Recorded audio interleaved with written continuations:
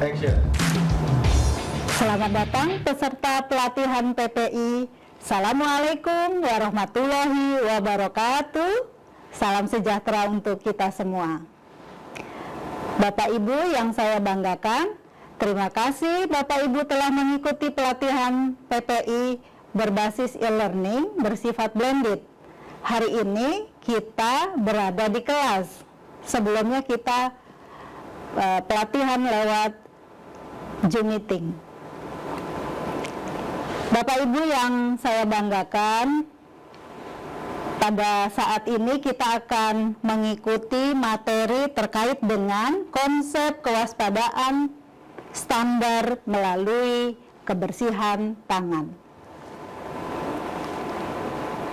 Sebelum kita lanjut, izinkan saya memperkenalkan diri dulu. Nama saya Zuraida. Saya bertugas di BPSDM DKI Jakarta. Tersebut di layar ada nomor HP dan ada email saya. Silakan nanti Bapak Ibu baca lebih lanjut. Manakala nanti Bapak Ibu perlu berdiskusi dengan saya, dipersilahkan. Sebelum kita lanjutkan, karena tadi Bapak Ibu sudah melaksanakan kegiatan, ada kegiatan kelas di session sebelumnya, ada baiknya kita energizer dulu. Setuju? Oke, saya akan menyampaikan kalimat atau kata semangat pagi, kemudian Bapak Ibu jawab dengan pagi luar biasa. Silakan ya Bu ya, Bapak. Saya mulai, 1, 2, 3. Semangat pagi luar biasa. Terima kasih. Bapak Ibu, kita lanjut. Ini tujuan pembelajaran kita, nanti ada hasil belajar dan ada indikator hasil belajar. Hasil belajar yang diharapkan adalah setelah mengikuti materi ini, peserta mampu melakukan kebersihan tangan dengan efektif dan dengan benar. Kemudian indikator hasil belajarnya adalah yang pertama, Bapak Ibu mampu menjelaskan kebersihan tangan. Kemudian yang berikutnya adalah mampu melakukan kebersihan tangan dengan cara yang tepat. Seperti kita ketahui Bapak Ibu sekalian, saat ini ya, saat pandemi COVID ini, angka penularan terakhir ini meningkat lagi. Nah, di lingkungan atau di institusi kesehatan seperti rumah sakit dan puskesmas, beberapa kawan kita tertular. Bisa jadi salah satunya adalah oleh karena tertular lewat transmisi tangan.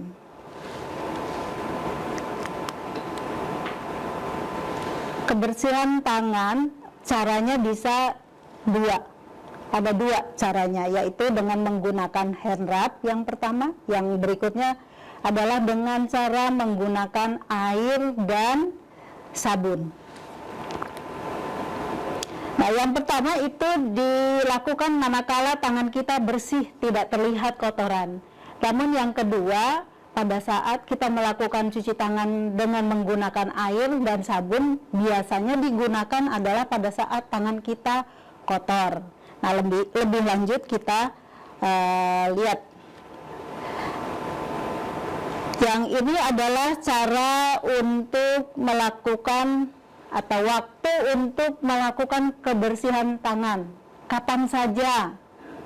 Ada istilah 5 moment, yaitu yang pertama adalah pada saat kita akan atau menyentuh pasien. Yang kedua yaitu pada saat kita akan tindakan aseptik. Yang ketiga pada saat kita menyentuh pasien. Dan yang berikutnya adalah pada saat kita terkena cairan tubuh pasien. Sebagai contoh misalnya darah, urin, kemudian yang lainnya adalah bisa muntah, bisa juga cairan tubuh pasien yang lain, nanah dan seterusnya. Bisa juga kita menyentuh misalnya lendir dari hidung pasien. Kemudian yang terakhir adalah setelah kita meninggalkan lingkungan pasien. Ya, artinya bahwa kalau kita sudah melakukan pelayanan atau memberikan asuhan kepada pasien, kemudian kita keluar dari ruangan pasien, maka wajiblah kita harus mencuci tangan. Ini 5 moment tadi yang sudah disampaikan, ini adalah gambarannya. Ya, saya ulangi, sebelum ke pasien, saat akan menyentuh pasien, kemudian akan melakukan aseptik prosedur, kemudian yang ketiga adalah setelah menyentuh cairan tubuh pasien, kemudian setelah memegang pasien, dan yang terakhir adalah saat meninggalkan ruang atau lingkungan pasien. Ini langkah-langkah dalam melakukan cuci tangan dengan menggunakan alkohol atau dengan menggunakan hand rub.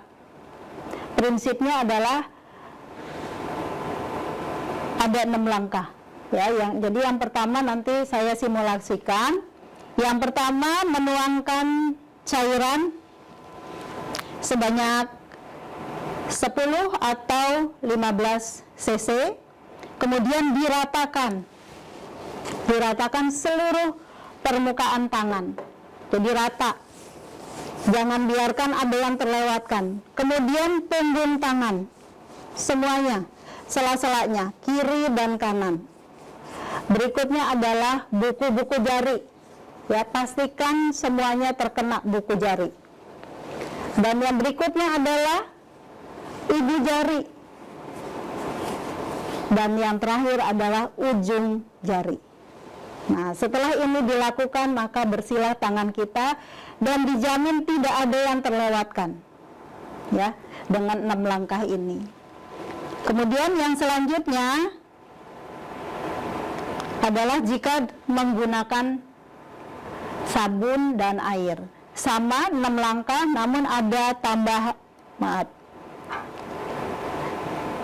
Namun di sini kita mulainya dengan menuangkan sabun, membasahkan tangan dulu, kemudian menuangkan sabun secukupnya, barulah 6 langkah.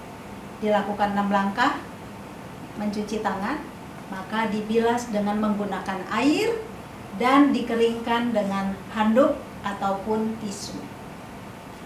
Selanjutnya saya akan mempraktekkan seperti apa langkah cuci tangan tersebut. Lihat ya Bapak Ibu sekalian, sebenarnya ini sudah Bapak Ibu lakukan setiap hari. Saya tampil di sini hanya mengulang saja. Izin ya Bapak Ibu, kita tuangkan tangan kita sebanyak kira-kira 10 sampai 15 cc. Kemudian diratakan pada seluruh permukaan tangan kita. Kemudian langsung ke punggung tangan kita kiri dan kanan. Selanjutnya adalah sela-sela jari, pastikan semuanya terkena. Kemudian buku-buku jari, kemudian ibu jari, dan terakhir adalah ujung jari. Tadi langkah sebelumnya ini belum tersentuh. Bersihlah tangan kita. Kalau dengan menggunakan air mengalir dan sabun, maka seperti tadi sudah disampaikan, yang terakhir adalah mencuci tangan kita kembali dengan air mengalir, kemudian mengeringkannya dengan handuk maupun tisu.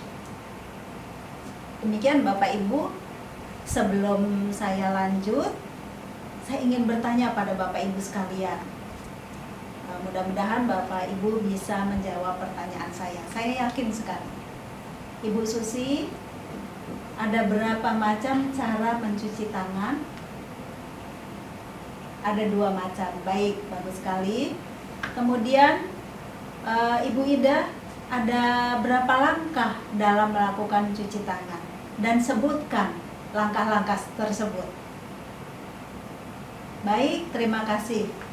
Mudah-mudahan kegiatan kita pada siang hari ini membuat kita menjadi lebih familiar lagi ya dengan cuci tangan, dan harapan saya adalah kita bisa melakukannya dengan baik dan benar dan menjadi budaya, karena budaya ini sulit ya, sulit dilakukan karena banyak orang yang mengabaikan. Agar kita tidak tertular, pasien kita tidak tertular, keluarga kita juga tidak tertular, maka salah satunya adalah lakukan cuci tangan dengan baik dan benar. Selanjutnya Bapak Ibu, saya ingin menyimpulkan materi kita hari ini, yaitu bahwa kita harus melakukan cuci tangan sesuai dengan arahan pemerintah, bahwa pelayanan yang kita berikan haruslah safety, dan safety-nya buat kita sebagai pekerja juga pada klien kita atau pasien kita ya. Demikian juga dengan keluarga pasien dan semua orang yang terdekat dengan kita. Cukup ya Bapak Ibu sekalian, ini kata bijak yang bisa saya sampaikan, bahwa amalanku tidak mungkin dilakukan oleh orang lain. Maka aku sibukkan diriku untuk melakukan hal-hal yang terbaik. Demikian, terima kasih atas perhatian Bapak Ibu sekalian. Mohon maaf kalau ada kata-kata yang kurang berkenan. Terima kasih. Assalamualaikum warahmatullahi wabarakatuh. Salam sehat.